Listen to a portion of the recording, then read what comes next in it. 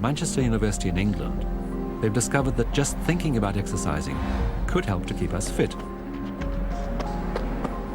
Right, Andy, if you want to put the... Sports psychologist Dave Smith talks an athlete through an imaginary run while monitoring his heartbeat. Your 200 metres, so it's very, very important that you give an absolute maximum effort here. I want you to run as fast as you possibly can. On your marks, get set, go!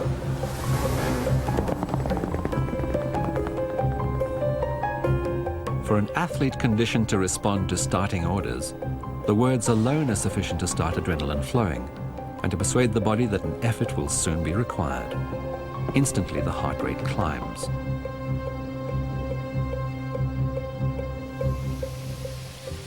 But after about 15 seconds, the brain realizes that the race is not real and turns off most of the machinery. But enough excitement still seeps through from the brain to the body to raise the athlete's heart rate by a total of about 20 beats per minute, even though he has never moved a muscle. Mental preparation is obviously a vital part of physical fitness, but Dave Smith goes even further. He believes that muscle tone can be improved by thought alone, and to prove this, he set up an experiment involving the human body's least used muscle, the one that moves our little finger. One group of subjects, exercising twice a week, tries to strengthen that muscle alone by pressing the little finger repeatedly against the side of a metal tube. The other group are encouraged, while using the same apparatus, to do nothing but think about performing the same finger exercise. Imagining performing the strength training does promote significant strength gains. The results aren't actually as good as actually performing the task, but they are significant. Specifically, in our last study, we found that individuals who actually did the strength training improved their strength by about 30%, and individuals who imagined performing it improved by about 16%. So, could this mean the end of exercise? Could we become fit just by thinking about it? The results clearly aren't as good as actually going out and performing exercise.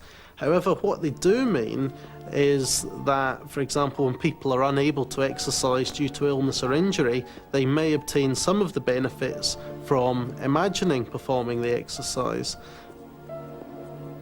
If the mind can give the body a virtual workout that is nevertheless half as good as the real thing, what else is possible?